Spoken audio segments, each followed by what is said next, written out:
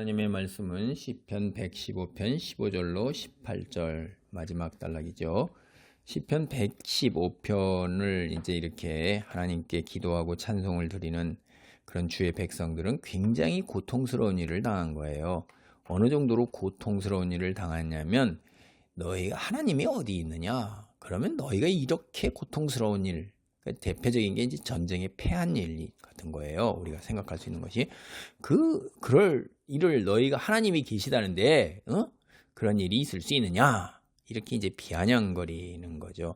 그래서 굉장히 어려운데 근데 여호와 하나님이 우상, 그러니까 이방 신들하고 얼마나 다른가? 그거를 이제 앞에서 계속해서 묘사한 것입니다. 그래서 모든 영광과 찬양을 주님께만 돌리고 하나님만 의지하는 거예요. 그래서 주님 의지하면 많은 것으로 이제 우리에게 응답하실 것이다. 그런 거예요. 그래서 여호와께서 복을 주신다 하고 얘기한 거죠. 그게 12절로 14절이 복을 주시되 복을 주시고 복을 주시며 그리고 복을 주시리로다. 이렇게 하고 복이 4번이나 나와요. 이제 이 복이라는 게 뭘까? 이제 우리가 다 사람은 자기 수준에서 생각을 해요. 그러니까 성경을 읽을 때도 하나님의 관점에서 하나님께서 우리에게 무슨 교훈을 주시고 무슨 말씀을 하시는가 이러는 거죠. 이게 이제 객관화시키는 거거든요. 그거보다는 인간은 이제 자기중심적이란 말이에요. 그래서 대부분 거의 다 그렇죠. 자기중심적으로 하나님이 이 말씀을 나에게 주셨네. 이제 이런 식으로 이제 내 처지에 내 형편에 성경을 심지어 어떤 미신적인 사람들은 이렇게 성경을 탁 펼쳐가지고 오늘 주시는 말씀 탁 펼쳐갖고 오늘 주시는 찬송 이런 식으로까지 이제 하나님께서 내게 이렇게 했냐면 자기 형편으로 갖다가 이제 아전인수격으로 한단 말이에요. 그게 잘못된 것입니다. 굉장히 잘못된 거예요. 여기도 복이다 그럴 때 이제 각자 자기 수준에서 복을 얘기하는 거예요. 하나님이 우리를 생각하사 복을 주시되 이스라엘 집에도 복을 주시고 아론의 집에도 복을 주시고 높은 사람이나 낮은 사람이나 막론하고 여호와를 경외하는 자들에게 복을 주시리로다. 여기서 주는 복이 뭐죠? 여호와께서 너희 곧 너희와 너희 자손을 더욱 번창하게 하시겠다. 이 자손의 번창이에요. 번영과. 그러니까 이 복이라는 것이 곧 이어서 나오는 것이 이게 자손이 잘 되는 것. 처음에 창세기에 뭐라고 그랬어요? 생육 번성하라고 그 축복이고 그게 축복이잖아요. 생육하고 번성하고. 그러니까 가족을 이루어서 이제 일가 친척들하고 더불어서 이렇게 살아가는 것들 그 자체가 복이에요.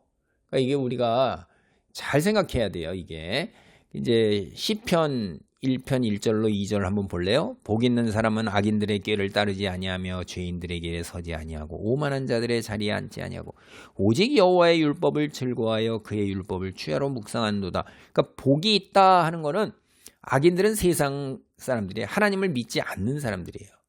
복이 있는 사람은 하나님을 믿는 사람이에요. 율법 즐거워하고 율법을 묵상하고 읊조리는 거예요. 생각할까? 율법 하나님의 말씀을 생각하고 하나님을 믿고 하나님 말씀에 순종하는 거죠. 그대로.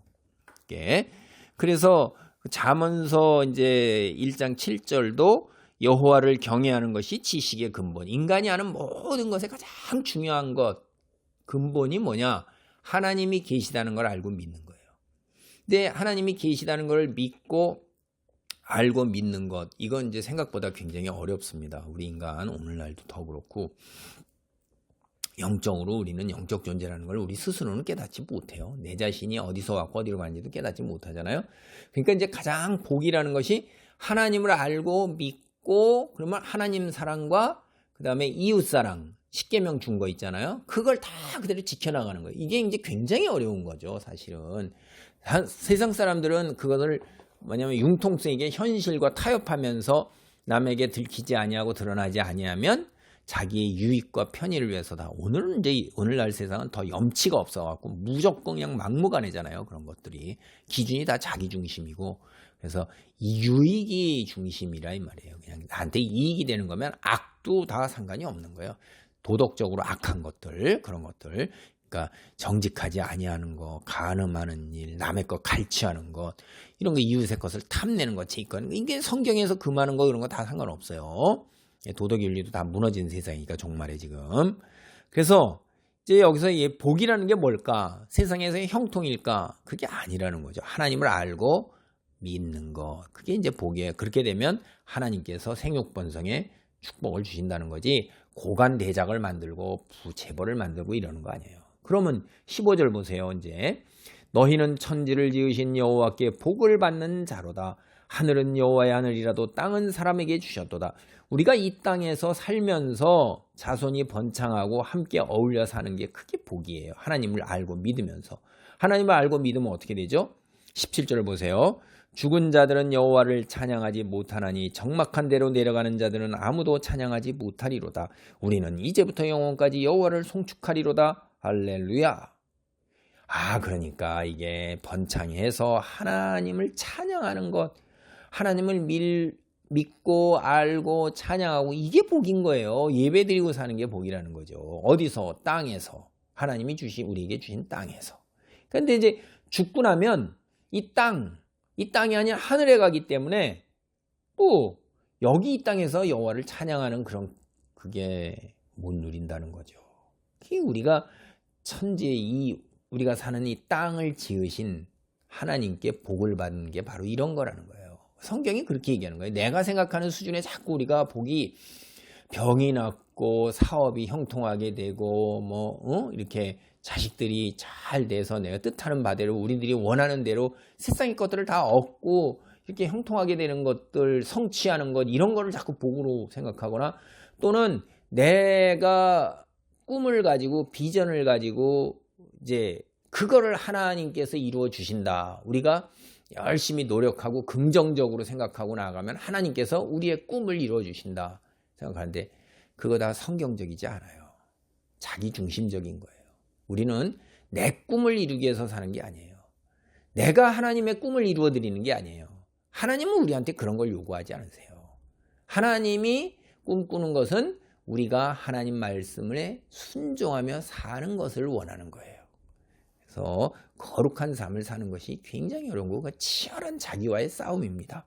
그래서 우리가 하나님을 알다. 그래서 예배한다. 그러면 이미 벌써 창조주인 하나님께 복을 받은 거예요. 창조주 하나님은 의지하고 계시는 거예요. 그래서 세상에 내린 축복을 마음껏 누리면서 땅에서 살아가라. 그래서 하나님께서 보호하시고 도우시고 번성케 하신다. 이 말이에요.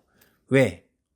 찬양하라고 경배하며 하나님을 찬양하고 경배하는 것이 특권입니다. 은혜입니다. 신의 자녀만이 할 수 있는 거예요.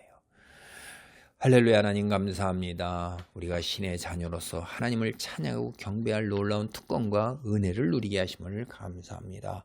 세상의 것들 아버지의 욕심내지 아니하고 그것이 복이라고 오해하지 아니하고 성경 문맥 속에서 무엇이 진짜 말하고자 하는 것인지를 내중심적으로 해석하지 아니하고 하나님께서 우리에게 주시고자 하는 말씀을 중심으로 하여 문맥 속에서 깨닫게 하옵소서. 예수 그리스도의 이름으로 기도하옵나이다. 아멘.